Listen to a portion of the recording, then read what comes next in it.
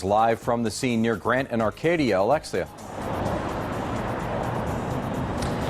All three lanes are open technically, but Tucson Electric Power is still cleaning up after one car was flipped over the median. You can see right there that hole was where a fire hydrant was. That is now probably 100 feet down the street. A light pole was crumpled. A small sedan was flipped over, and the driver of that car was taken to the hospital. Nobody else was in the car at the time. He does have non-life-threatening injuries and is expected to be all right, but there is still an obstruction here on Grant Road, so we'll send it over to Big Al and the Beat the Traffic Center for how you can get around. Summer concert.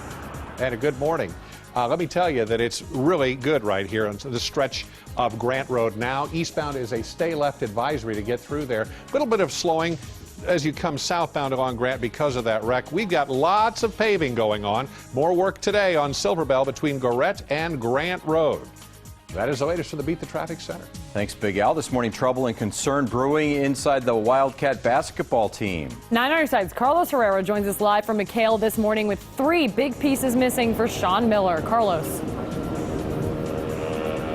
Yeah, well, rumors have been swirling around Alonzo Trier for quite some time now. Coach Sean Miller telling us at Media Day he is not going to comment about the sophomore's future. Now, last night, moments before tip-off, we got word another promising talent, second-year center Chance Comanche, has been suspended due to academics. Redshirt freshman Ray Smith also down with an apparent leg injury. Coach Miller clearly has some work to do with his lineup. He says depth is clearly a determining factor early into the season. Live at McHale Center at U of A, I'm Carlos Herrera, KGUN-9, on your side. Thank you, Carlos. A manhunt is on this morning in Iowa where police are investigating after a deadly ambush attack on 2 police officers.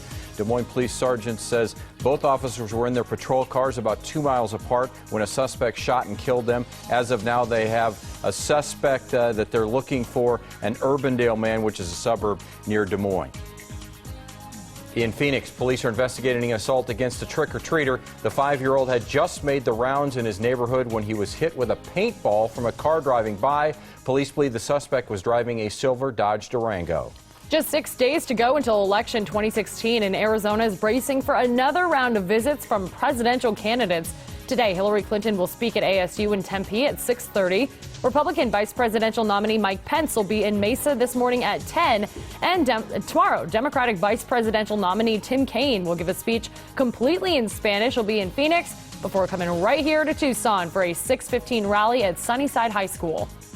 A new poll shows Donald Trump trailing Hillary Clinton by double digits in Florida. See the numbers here, 55 to 38%. Among early voters in the state, Clinton is outpacing Trump by a 17-point margin. Now let's check in with April Madison. A look at our cooler forecast. April? Yeah, it is. Not only this morning, but it's going to be later today. 54 is where we are right now. Winds at about 10 miles per hour. We've got clear skies, but grab the jacket as you head out the door. It is going to stay cool for a few hours, and then 79. All we're going to hit for the official high today, back down to 69 by that 8 o'clock time frame. And then we're going to go up to about 80 tomorrow. Our best chance for rain will be 30% on Thursday, back down to a 10% Friday, and then we'll see lots of sunshine, but hold on to the 80s just in time for the weekend. Back to you.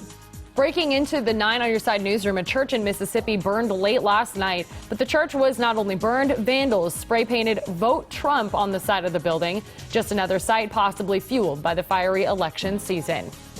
Dramatic video out of Santa Fe, New Mexico, as a woman is helped out of her car while it's up in flames. Look at this. 87-year-old Deborah Spears says she didn't even notice her car was on fire until a police officer started yelling at her.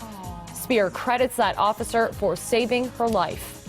And check this out. Fans hitting the streets of Chicago as the Cubs won Game 6 of the World Series last night, forcing a Game 7 against the Cleveland Indians. The teams face off tonight at Progressive Field in Cleveland.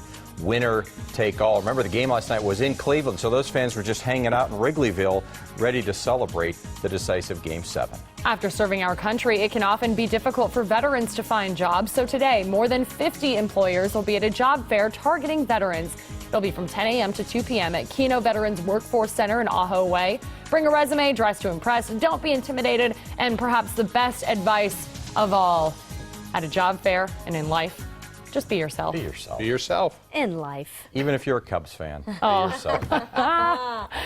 Thanks for joining us. Good Morning America is next, but we're always tracking news at KGUN9.com. And right now, we're live on the Facebook live stream. Check it out. Have a great morning.